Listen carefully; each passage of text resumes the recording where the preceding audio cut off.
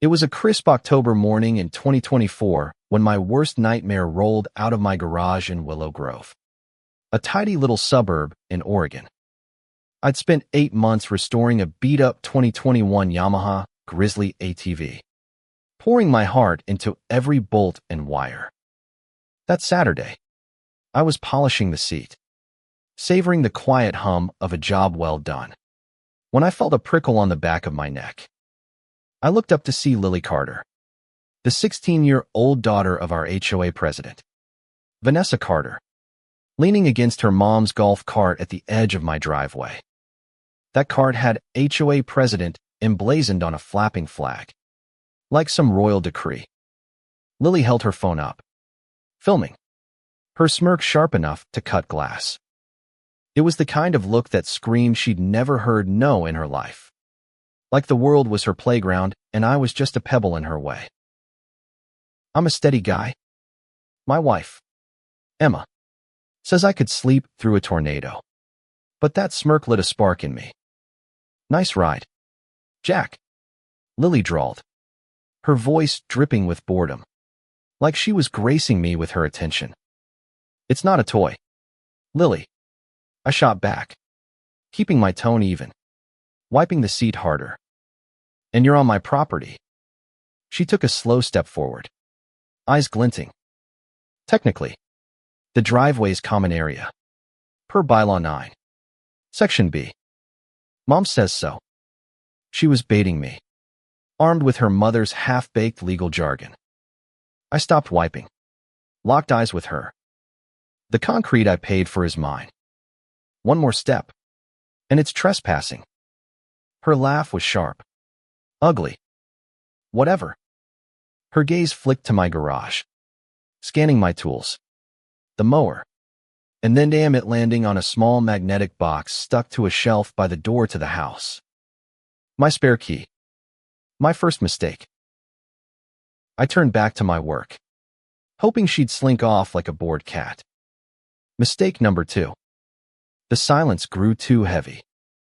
My phone, propped on the ATV's seat, buzzed with a motion alert from the garage's doorbell camera.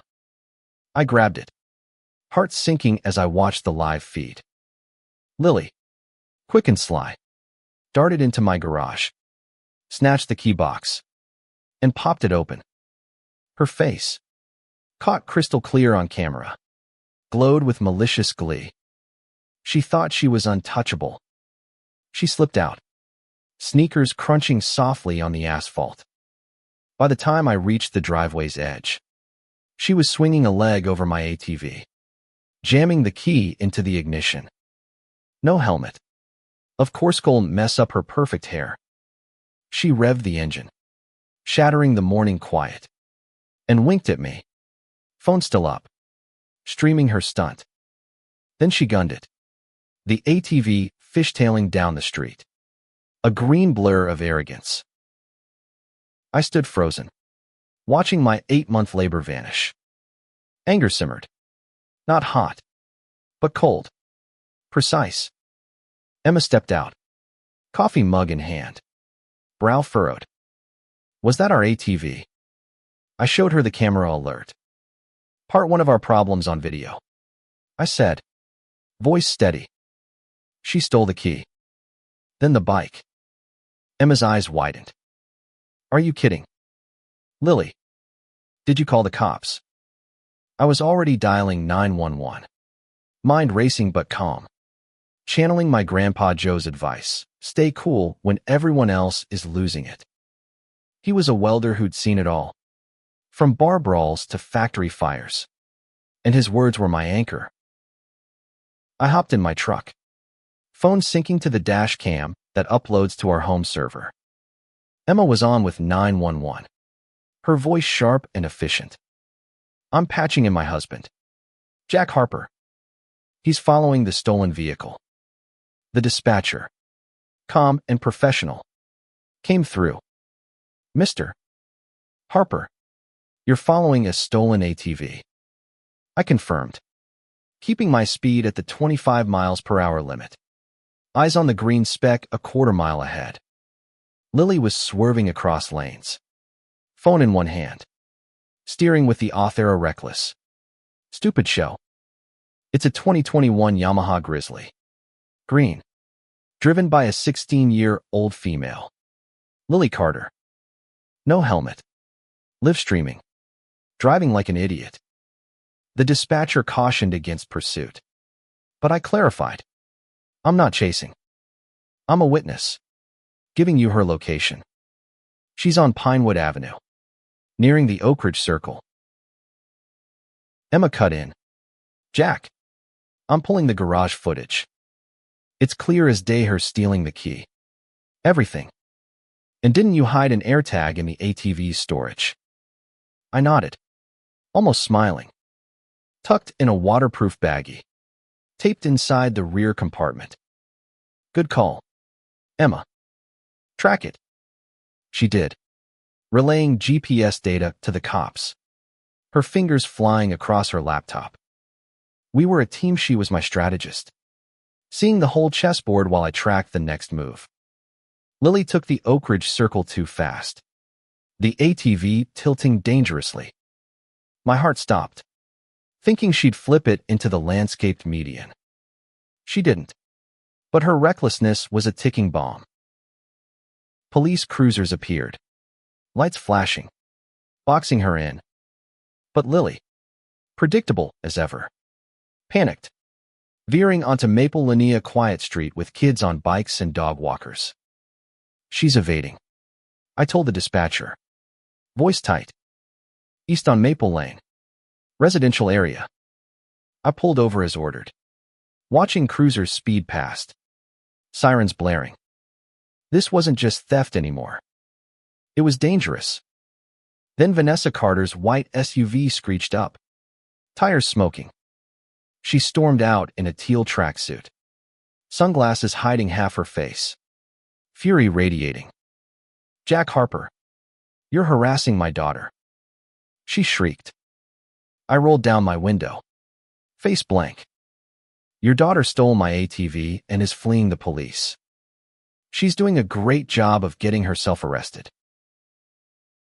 Vanessa flinched when I mentioned the video, but she rallied, pulling a crumpled paper from her purse.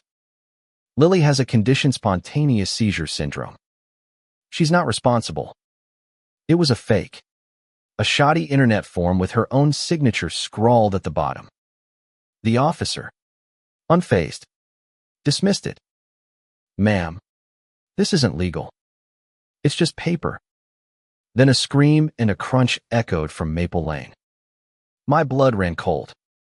The officer sprinted to his cruiser, yelling, "Stay here."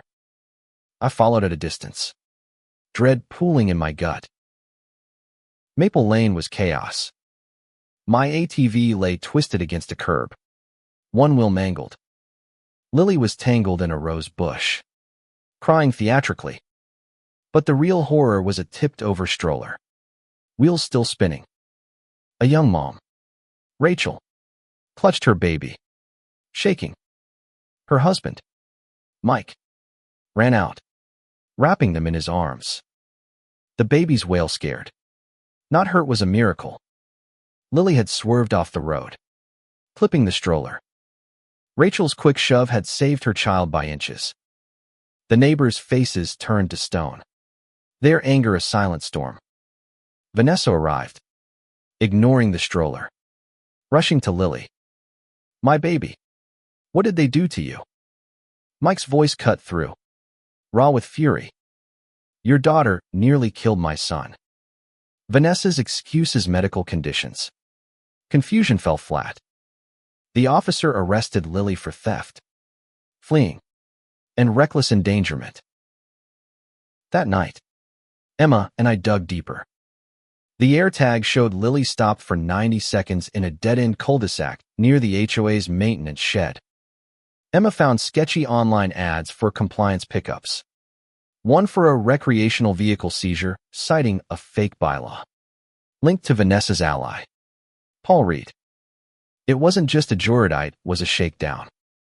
They stole vehicles, held them for ransom, and called it HOA enforcement. We set a trap, a friend's old ATV. parked temptingly in our driveway. Emma, posing as a neighbor, tipped off the ad seller. The police approved a sting, and we set up cameras. At 8 p.m., a rusty flatbed rolled up. Paul and HOA security guy Nate stepped out. No uniforms, just thugs.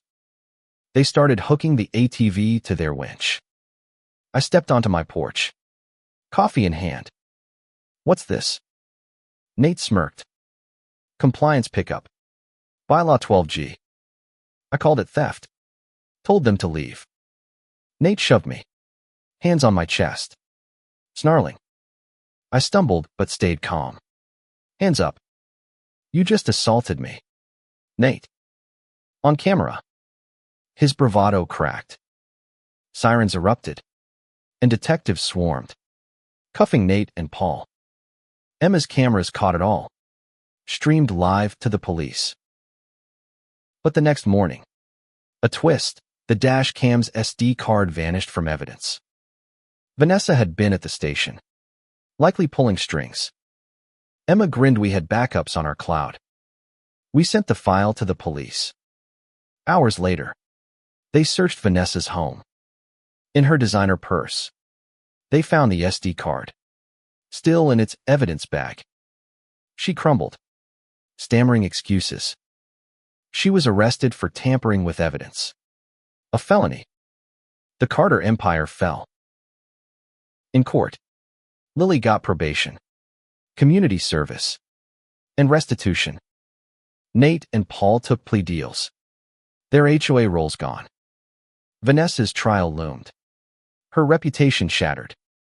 At an emergency HOA meeting, neighbors voted her out, electing a new board. My ATV was repaired, and I rode it home, helmet on, savoring the quiet. Emma stood on the porch, her smile saying we'd won by being steady, not loud. Proof trumped their noise. What makes someone untouchable? Nothing. When a community stands with evidence and resolve. But here's the kicker. Was Lily just a pawn in Vanessa's game? Or did she know exactly what she was doing? Should the neighborhood have acted sooner against the HOA's tyranny? Could someone else still be pulling strings behind the scenes? Drop your thoughts below. Hit that like button. And subscribe for more stories where truth takes down the untouchable.